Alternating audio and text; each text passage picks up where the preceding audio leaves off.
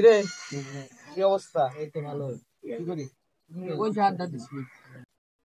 ভাই বিশ্বাস করবি না, কালকে এমন একটা ঘটনা দেখলাম, তোরা তো কেউ বিশ্বাস করবি না। শুনে তো বন্ধু কি ঘটনা? বলেন তো ভাই শুনি। শুনবা, তোমরা শুনবা। হ্যাঁ ভাই। আচ্ছা তাহলে শোনো। গতকাল রাত 2টার সময় আমি ছাদে উঠলাম, দেখি এক লোক চোরাই মাল ফেলতেছে। পরে ধাপ করে আমি ধরে ফেললাম। বন্ধু বাহ, বলেন তো ভাই আমরা শুনি। তারপর কি হয়েছে? এরপর আমি তারে পুলিশের হাতে ধরাই দিলাম। এরপর পুলিশ আমাকে ধন্যবাদ দিল। আর কি বললো জানো? বলেন তো ভাই শুনি। বললো তুমি থাকলে এই শহর ধ্বংস হয়ে যেত। তাই ভাই? আচ্ছা, তো ভালো একটা কাম করছেন ভাই। তাহলে তো তোর ছবি আজকে খবরের কাগজে থাকার কথা। আরে ভাই, আমার মামা পুলিশ, উনি বললেন যে তোর নাম গোপন থাকাই ভালো। তাহলে তোরা থাক, বিকালে আসবেন, বিকালে এসে আবার আড্ডা দিবেন। আচ্ছা ভাই, দেখা হবে বিকালে। থাকো তো, থাকো। আচ্ছা ভাই, গান ভালো থাকেন। বুঝছিস, আর বলে দিন দিন চাপাবাজি বাড়ছে। ঠিক কইছেন ভাই, চাপাবাজিটা বেশি করছে। ও কইছে না ওর মামা পুলিশ, এবার সত্যি সত্যি পুলিশ ডাকবো। আচ্ছা ভাই, ঠিক আছে।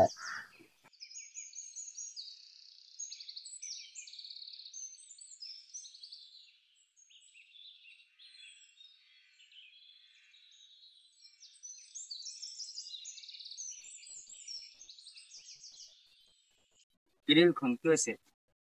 গ্রামে না বড় ধরনের একটা সমস্যা হয়েছে। কি হয়েছে বল?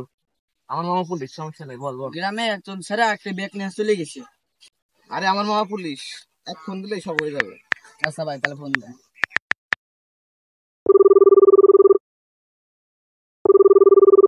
হ্যালো মামা, এই তোমরা থাকো, আমি একটু কথা বলে আসি। আচ্ছা।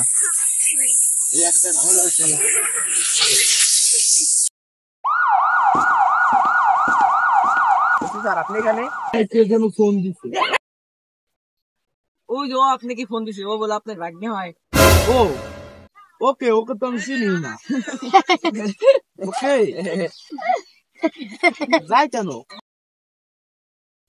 ভাই মাপ চাই, আমি আসলে মজা করতাম, আমি জানতাম না যেভাবে ধরা খাবো। দেখ, মিথ্যা কথা বললে একজন একজন ধরা খেতে হয়। এখন থেকে সত্যি কথা বলবি তো? হ্যাঁ ভাই, এখন থেকে আর মিথ্যে কথা চাপাবাজি করবো না। চাপাবাজি করে কেউ বড় হয় না, বরং এক সময় ধরা খেতে হয়। তাই সত্যিকারের যোগ্যতা অর্জনের চেষ্টা করুন, মিথ্যার আশ্রয় নয়।